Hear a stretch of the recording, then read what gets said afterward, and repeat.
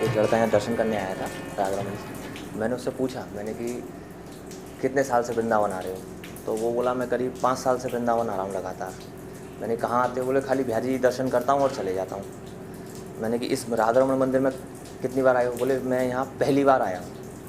मैंने आपको यहाँ का कुछ पता है, मतलब वृंदावन का, बिहारी जी का हो चाहे राधा? बोले पता तो कुछ नहीं है। बोले मैं तो सिर्फ आता हूँ और दर्शन करके चला जाता हूँ। क्योंकि आप समझ लो 50% आदमी ऐसा आता है जैसे वृंदावन के बारे में कुछ पता नहीं है, सिर्फ आते हैं टूरिस्ट की तरह घूमते हैं। तो मैंने कहा आप कभी इतिहास पढ़ के आते हो वृंदावन का? नहीं, आप लोग तो आते हो और चले जाते हो, आपको मतलब ही नहीं है कि यहाँ क्या है क्या नहीं है, क्या देखने आते हो वृंदावन में। जब किसी चीज़ के बारे में पता नहीं है उसको देखोगे, क्या फ़ायदा उसका देखने का? कोई मतलब ही नहीं है उस चीज़ का देखने का।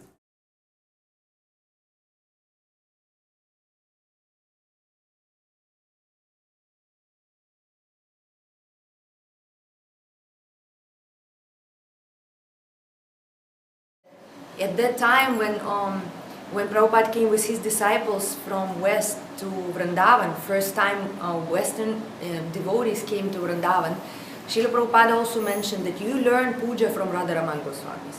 You learn the standards because they keep very high standards and a lot of devotion. The family tradition is very pure. Jai Jai Radha Ramana Hari Bol. Jai Jai Radha Ramana Hari Bol. Jai Jai Radha Ramana Hari Bol. Jai Jai Radha Ramana Hari Bol. Jai Jai Radha Ramana Hari Bol. Jai Jai Radha Ramana Hari Bol. Jai Jai Radha Ramana Hari Bol. Jai Jai Radha Ramana Hari Bol. Jai Jai Radha Ramana Hari Bol. Radha Ramana Hari Bol. Jai Jai Radha Ramana. जिस प्रकार से एक माँ अपने बालक के साथ लाड़ लड़ाती है, उसी प्रकार से हम भी राधा रमन जी के साथ में इसी प्रकार लाड़ लड़ाते हैं, प्रेम करते हैं। छोटे बच्चे का हम ध्यान रखते हैं कि नहीं? घर में परिवार में छोटा बालक हो तो हमको कैसे उसका खान पीन रखना चाहिए, कैसे उसको भोजन देना चाहिए, कैसे बालक बालक ही होगा तो होता है, बालक को बालक की तरह से होगा।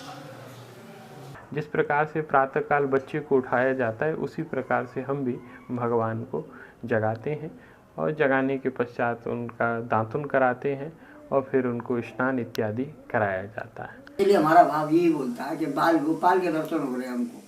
तो बाल भाव से मुख्यतः माधुर्य प्रधान सेवा यहाँ पर ठाकुर जी की है। यहाँ पर भगवान को भगवान नहीं समझा जाता, भगवान नहीं कहा जाता, यहाँ पर ठाकुर जी कहा जाता है। ठाकुर जी यानी कि एक प्रेममयी शब्द है। जब हम किसी से प्रेम करते हैं तो उसके असली नाम से नहीं, उसके किसी दूसरे नाम से, जिसको हम कहें कि एक पेट नेम से पुकारते हैं, तो उसी प्रकार से ठाकुर जी यहाँ का या श्री जी यहाँ का एक पेट नेम है। अति से भगवान से प्रेम करते हैं, तो ये अपने भाव है। गोस्वामी लोग भी भगवान के साथ में उसी प्रेम से सेवा करते हैं और जो भक्त आते हैं वो उसी प्रकार से भगवान के ठाकुर जी के सुंदर दर्शनों का आनंद प्राप्त करते हैं।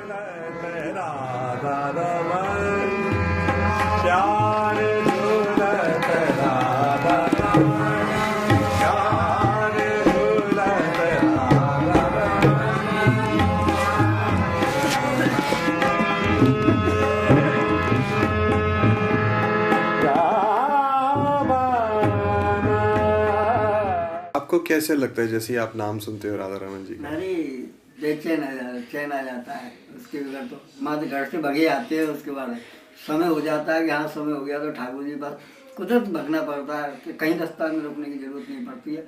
जो लगता है कि राधा रमन जी के पास पहुँचोगे जब चैन मिलेगा, जब ऊपर चढ़ जाते जब थोड़ा सा बेचैन ऐसा मिलता है कि हाँ चैन मिला ठाकुर जी के पास। यहाँ आने के बाद फिर कोई टेंशन नहीं लगती है कि कोई क्या हो रहा है क्या नहीं हो रहा है, कोई टेंशन नहीं, यहाँ सब दूर हो जाता है अपने आप ठाकुर जी के पास। यहाँ पर ही राधा रमण जी का प्राकट्य हुआ था आज से लगभग 470 साल पहले, और ऐसा कहते हैं यही वो स्थान है जहाँ पर प्रकट हुए थे भगवान।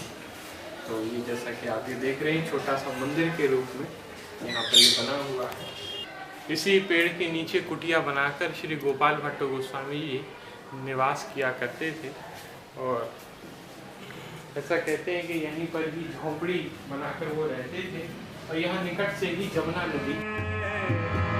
प्यारे प्यारे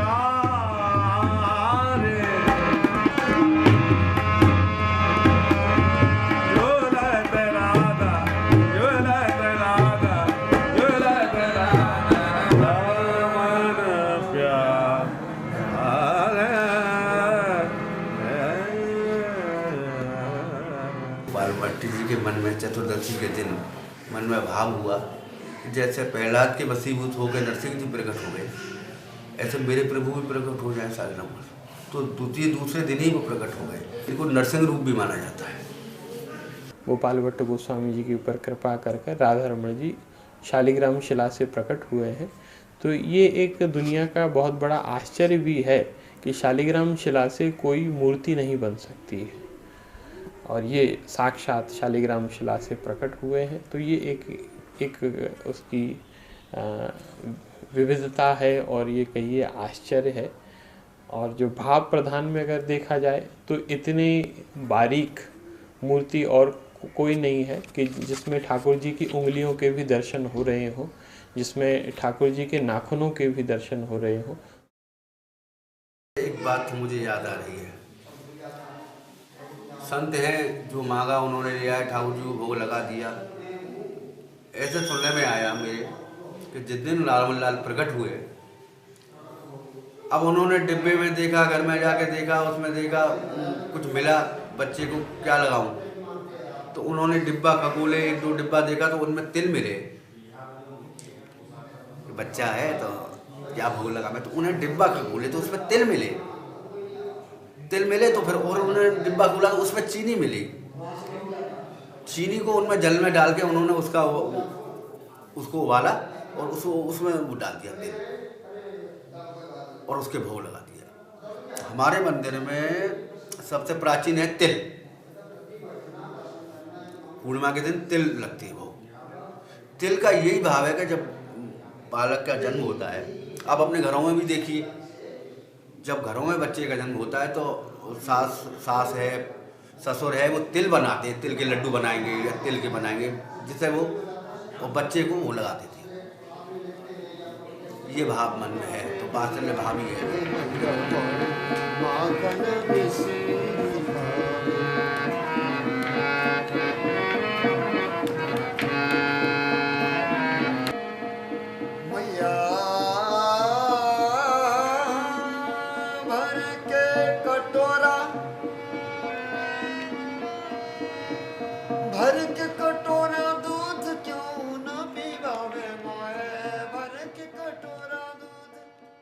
अपने भगवान श्री कृष्ण की लीला के विषय में आता है कि भगवान प्रातः काल उठकर स्नान ध्यान करने के पश्चात गैया चराने के लिए जाते हैं। तो उसी प्रकार से भगवान भी गैया चराने के लिए जाते हैं, और मैया उनके लिए कुछ भोज्य पदार्थ देती हैं। तो उसी प्रकार से यहाँ भी ऐसा ही भाव है कि ठाकुर जी गैया चराने के लिए गए हैं, और मैया यशोदा ने उन्हें भोज्य पदार्थ प्रदान किए हैं। वो ही ठाकुर जी को भोग लगाए जाते हैं, लड्डू, कचौड़ी, मठरी इत्यादि वगैरह। ये राधा रमण मंदिर का प्राचीनतम रसोई है, जहाँ पर ठाकुर जी का सारा प्रसाद बनता है। ऐसा कहा जाता है कि इस मंदिर का निर्माण आज से लगभग 200 वर्ष पहले हुआ था, लेकिन ये जो मंदिर की रसोई है, ये मंदिर की रसोई जब से ठाकुर जी का प्राकट्य हुआ तभी से यहाँ पर ये बनी हुई है। इस रसोई में 500 वर्ष से अखंड अग्नि जल रही है, जिस अग्नि में ही सारा का सारा प्रसाद बनता है। ऐसा कहा जाता है कि जब भगवान श्री कृष्ण ब्रजमंडल में आए तो उनकी लीला का आस्वादन करने के लिए यहाँ पर सारे के सारे देवता भी पधारे, और कोई वृक्ष में जा छुपा, कोई पशु बन गया, कोई पक्षी बन गया, तो छिप छिप कर भगवान श्री कृष्ण की लीला का आस्वादन और आनंद प्राप्त करते थे। तो इसी प्रकार से अग्निदेव के मन में भी ये भाव जागृत हुआ कि मैं भी श्री राधा रमण जी की सेवा में सम्मिलित हूँ। तो इसलिए इस अग्नि के रूप में साक्षात अग्निदेव ही आकर यहाँ पर विराजित हो गए हैं। मंदिर में किसी भी प्रकार के गैस का प्रयोग नहीं होता है, लकड़ी पर ही सारा प्रसाद बनता है। प्रातः काल और सायंकाल भगवान का भोग लगता है। प्रातः काल का जो प्रसाद है वो गोस्वामी लोग ही बनाते हैं, जिसको हम कच्चा प्रसाद कहते हैं, दाल चावल रोटी सब्जी। ठाकुर जी का राजभोग में दाल हुई, अरहर की दाल, मूंग की दाल, चने की दाल, दही बड़े, चावल, खीर, मीठा भात, मीठा फुलके आदि पदार्थ भोग लगता है 56 भोग का, जो अखंड अग्नि से बनता है, जो गोस्वामी लोग ही प्रसाद बनाते हैं कच्चा, और इसमें कोई बाहर के मसाले का प्रयोग नहीं होता है। सारे विश्व के भक्त राधा रमण जी की कुलिया के दीवाने हैं। जब भी वो वृंदावन आते हैं या वृंदावन से कोई भी डिवोटी विश्व के किसी भी कोने में जाता है तो वो ये पूछता है कि आप मेरे लिए कुलिया प्रसाद लाए या नहीं लाए। राधा रमण जी की कुलिया के पीछे जिनका हाथ है वो आपके सामने खड़े हुए हैं। ये कैमू कमल किशोर शर्मा, कमल बिहारी शर्मा यहाँ पर ये हैं। ये अपने ठाकुर जी के दिव्य कुलिया प्रसाद बनाते हैं, जिनका सेवन ठाकुर जी करते हैं।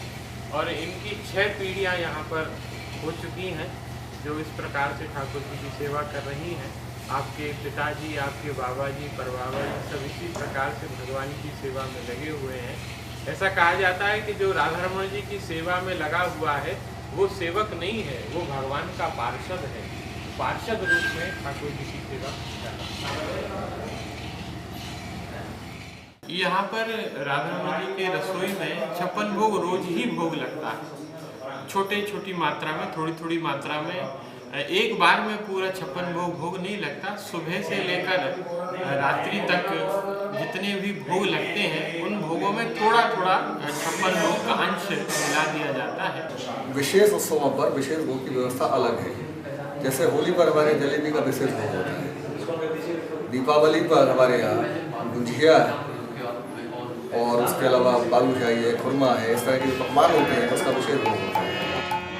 रचोराय तो खीरा बूंदी को, रचोराय तो खीरा बूंदी को, रचोराय तो खीरा बूंदी को, रचोराय तो खीरा बूंदी को, स्वामी तो मनवा, स्वामी तो मनवा, ले वो स्वाद प्रिय मन।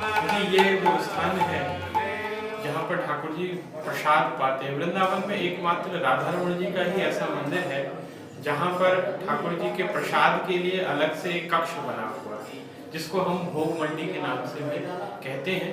तो यहाँ पर ठाकुर जी का भोग लाया जाता है और एक चांदी के थाल में सारा का सारा जो भी प्रसाद रसोई में बनता है वो यहाँ पर लाकर रख दिया जाता है।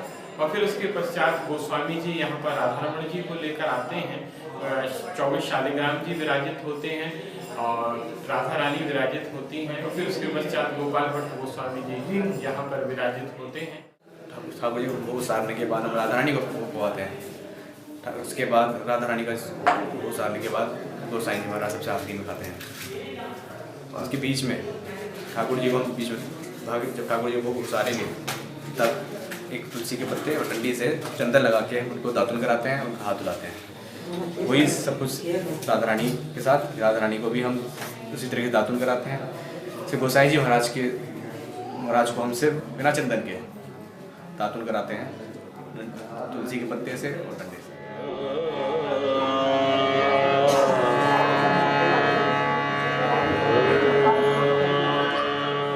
जब तक यहाँ पर बर्तन रखे हैं उसमें प्रसाद रखा है तब तक वो अक्षय है, द्रौपदी के पात्र की तरह। कितना भी आदमी आ जाए खा सकता है। वहाँ से प्रसाद इधर आ गया है तो फिर जितना दिख रहा है उतना ही है, उससे ज़्यादा नहीं हुआ। जब तक वहाँ है तब तक वो अक्षय है। अन्नपूर्णा जी का सिद्ध कक्ष है और ऐसे कई चमत्कार यहाँ हो चुके हैं। इसलिए लास्ट तक यहाँ प्रसाद बचा के रखा जाएगा। कोई भी वैष्णव आए, भक्त आए तो उसको यहाँ से हम प्रसाद दे सकते हैं।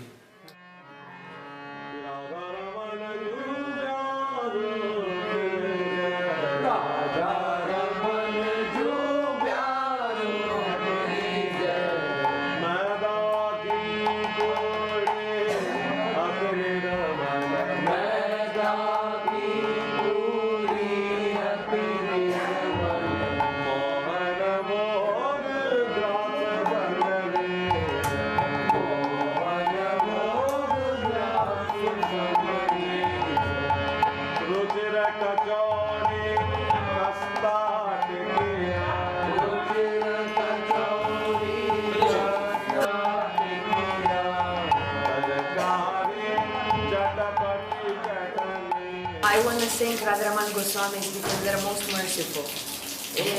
They're most merciful out of all, I think, out of all temples in Vrindavan. The Goswamis of Radharaman are most merciful. Every time they invite, they serve and so much. Otherwise, we would have no access. If their heart will not be so merciful, we would have no access to Radharamanji's prasad, Rajbhog,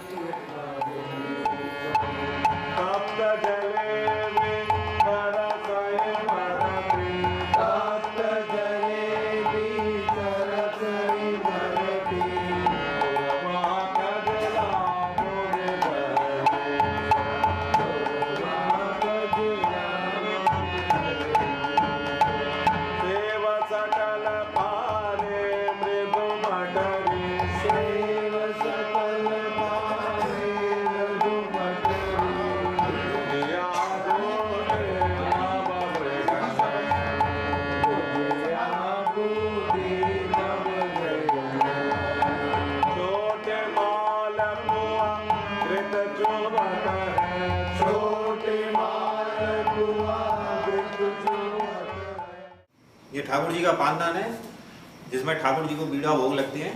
वो ठाकुर जी को हर भोग में बीड़े लगते हैं, जिसमें कत्था, चूना, छोटी इलायची, गोला और आपकी सौंफ, ये सब इसमें मसाला बनता है। वो मसाला इसमें रखा जाता है, उसी के ठाकुर जी की बीड़ा लगते हैं। वो ठाकुर जी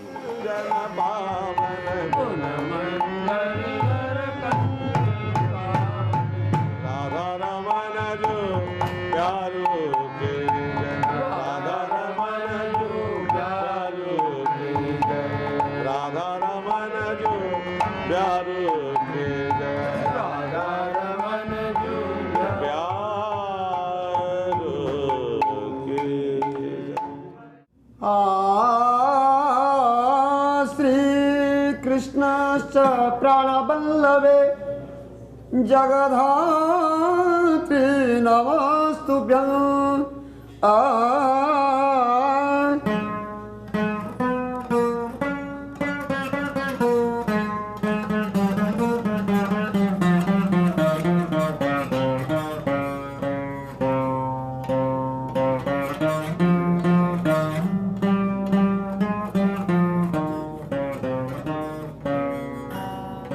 नमस्तुभ्यं नमस्तुलसी कल्याणी नमो विष्णु भक्ति प्रिये यतो ब्रह्मदेव देव सृष्टि स्थित्यन्तकारिणी तुलसी नमो नमः।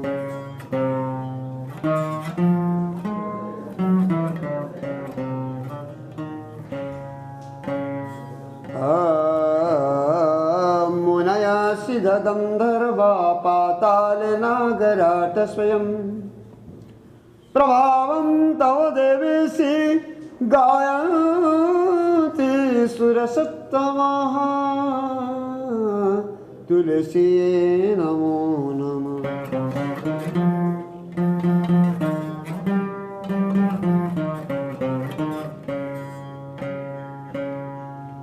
कृष्णानन्दात् समुद्भूत क्षीरोदमथुनोद्यमे उत्तमांगे परायेन तुलसी विश्वनाधृता प्राप्येतानि त्वया देवी विष्णुरङ्गानि सर्वस्य पवित्रता त्वया प्राप्त तुलसी त्वं नमाम्यहं तुलसी त्वं नमाम्यहम्। तुलसीतं नमाम्यहं जगद्धात्री नमस्तुभ्यं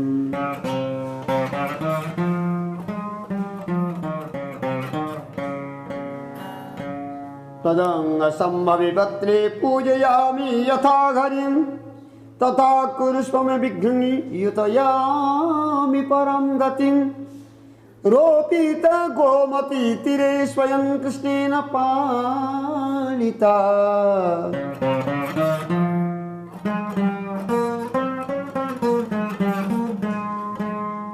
स्वयं कृष्णेन पालिता जगद्धिताय तुलसी गोपीनां हितहेतवे तुलसी नमो नमः।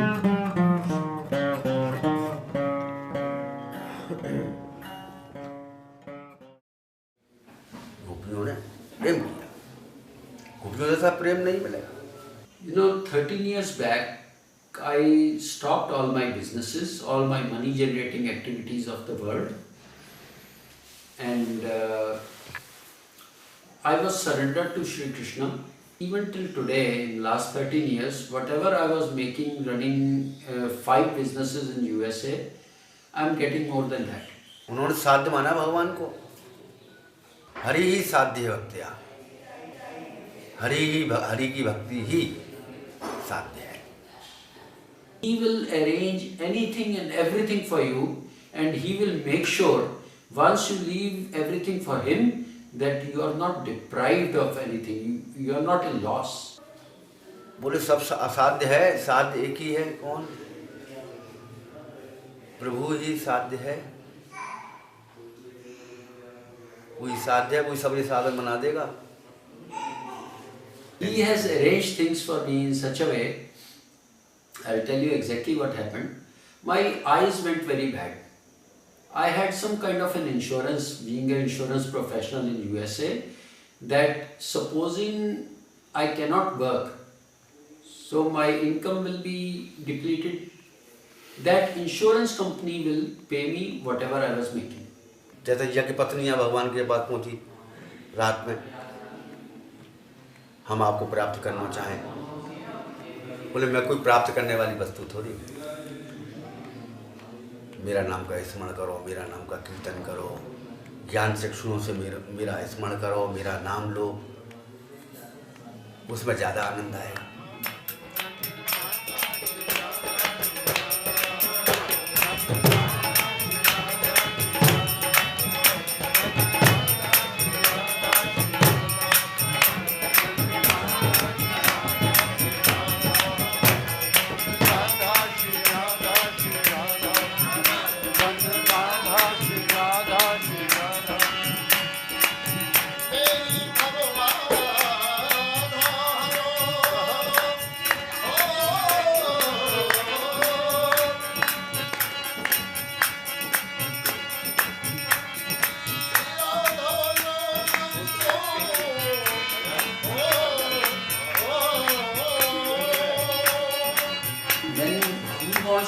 Attract someone in his lotus feet, he will do some very unusual things to get that person in his lotus feet. Only people whom he wants will go to him, and that he sees, I think, what is your inside feeling, what is your bhavna for him. Nothing is important for him. What feelings you have for him is important, is the ultimate. If you have the feelings for him, whatever relationship you have in those feelings for him, he will fulfill that.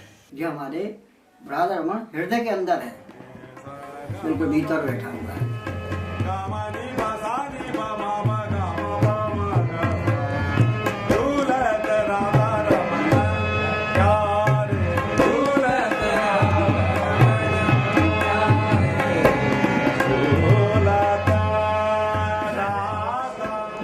So beautiful, so adorable.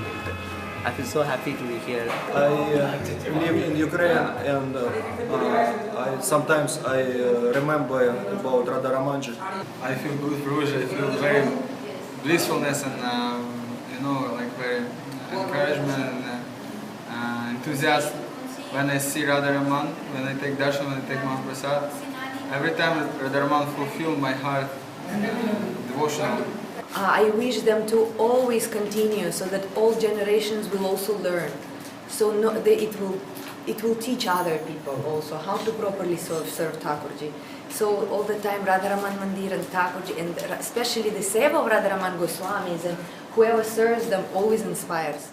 Shri Chaitanya Mahaprabhu ji की एक विशेष आज्ञा भी है कि ठाकुर जी की सेवा में कोई गलत धन या राजधन का उपयोग नहीं होना चाहिए। तो इस सूत्र को यहाँ के गोस्वामियों ने दृढ़ता के साथ वो अब इसका पालन कर रहे हैं। हमारे मंदिर में शुद्धता सात्विकता का विशेष बल है।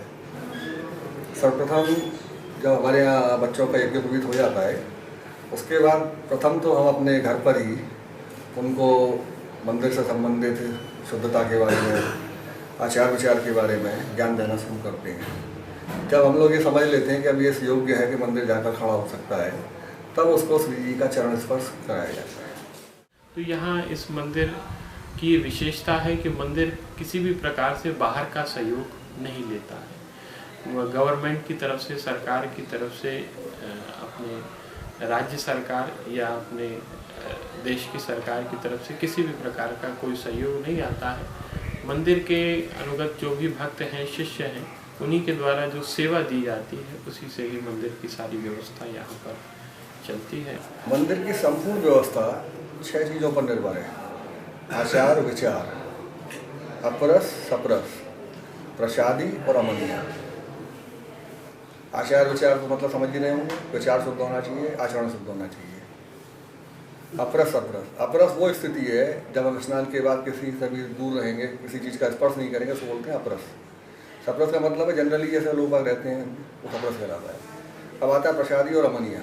अमनिया का मतलब है जो वस्तु श्री जी की सेवा में नहीं गई है, चाहे वो खाद्य वस्तु हो, चाहे वस्त्र हो, आभूषण हो, कुछ भी हो, जब तक वो श्री जी की सेवा में नहीं है, श्री जी ने उसका कोई उपयोग नहीं किया है, तब तक वो अमनिया कहलाती है और उपयोग के बाद प्रसादी होती है। रोपिता तब सब्रधे तुलसी त्वं नमाम्याम्।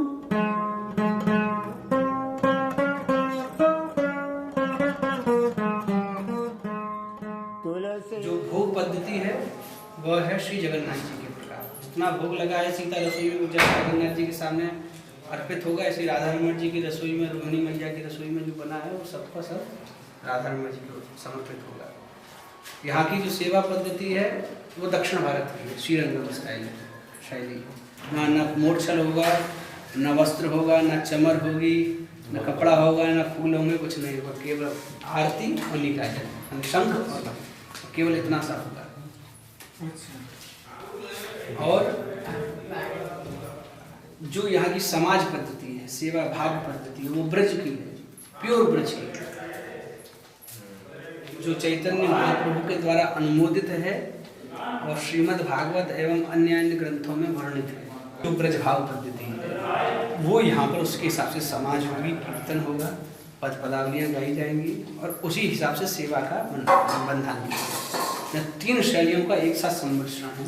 इसलिए राधा रमण जी की जो परंपरा है, वो सेवा है, मर्यादा है, विधि है, उसको सर्वश्रेष्ठ माना गया है। नमो नमः राधा रमण प्राण बल्लवे तुलसी नमो नमः। शंकरार्थं पुरा देवी पार्वती